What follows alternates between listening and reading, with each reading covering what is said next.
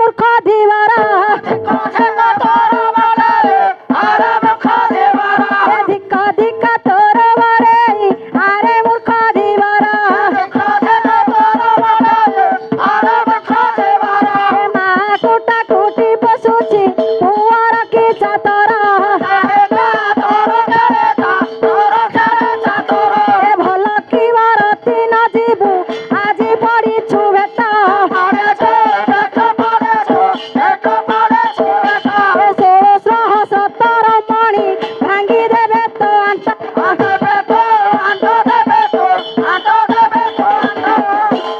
ଏ ଯେ ନାଉରିଆ କଣ କହିଲା ଜାଣିଛ? ଆଲୋ ନାନୀ ହଁ ମୁଁ ଦେଖୁଛି ତୁ ମାଗିକି ମୋ କଳି ଶୁଣିଲୁଣୁ ହଁ ନାଇଁ ମାଗିକି କଳି ନଉଛି ମୁଁ କେତେବେଳେ କୋଉ କାହାକୁ କଳି କରେନି ଏବେ ଗୋଟେ ଛୋଟ ପିଲା କହୁଛି ଏ ମାଉସୀ ମତେ କଳି କରେ ମୁଁ ତାକୁ କହିଲେ ହରେ ପୁଅ ତତେ କିଆ କଳି କରିବି ତୁ ମୋର ଭଲ ପିଲା ମୁଁ କିଆ ତତେ ହଲ ବାଡ଼ି ଖିଆ ଏ ଭାଇ ଖାଇ ବୁଢୀ କଳି କରିବୁନୁ ମୁଁ ତାକୁ ଛାଡ଼ିବି ତେଣୁ ଇଏ ଏମିତିଆ କଳି ମାଗିଲାଣି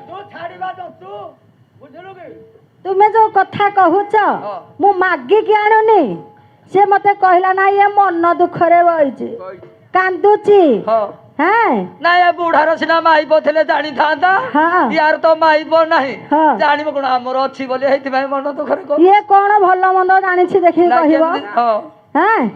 ତୁ ଯେତିକିରେ ଲୋକ ସେତିକିରେ ରହିବୁ ସେଇ କଥା ଅତିଶ ଯଦି ଉପରକୁ ଉଠିବୁ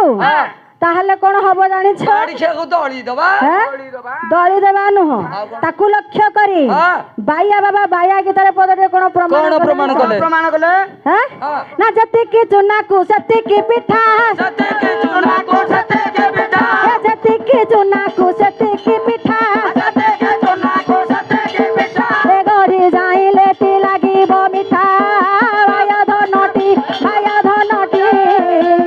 ଅତି ଗର୍ବ କଲେ ମୂଳୁ ଯିବୁଟି ଏଦି ଅନାନି ତମର ଏଇଟା କୋଉ ବ୍ରେକ ମୁଁ କିଛି ବୁଝିପାରୁନି ବ୍ରେକ ନୁହେଁ ବ୍ରେକ କହୁନ ଇଏ ସଡନ ଇଏ ସଡନ ବ୍ରେକ ହଁ ହଁ ଆଲୋ ସଖୀ ଯେତିକି ମହୁନେ ବସିବୁ ସେତିକି କଣ କରିବେ ଜାଣିଛ କଣ କରିବେ ଯଦି ଲୁହାଟା ଟିକେ କଣ ହବ ବିଲେଇ ସେ କଣ କରିବ ଚୋଟେ ଚୋଟେ ଦବ ହଁ ଭାବିଲା କିଛି କହୁନି ମୁଁ ଚଢି ବଢିକି କହିବି ବିଲେଇ ମାସେ ହେଲା ଆଇଁଷ ଛାଡିଥିଲା ହଁ ସେଇଥିପାଇଁ ଆସୁଛି ପାଖକୁ ଆଉ ଆଇଁଷ ଖାଇବାକୁ ଛୋଟ କୁଳେ ବୁଦ୍ଧି ରହ ଟିକେ ସଖୀ ଆଉ ତତଲା କଡରେ ଯଦି ଜିଭ ମାରିବ କଣ ହବ ନାଇଁ ହେଟା ଭଲ କଳି ଆସିବ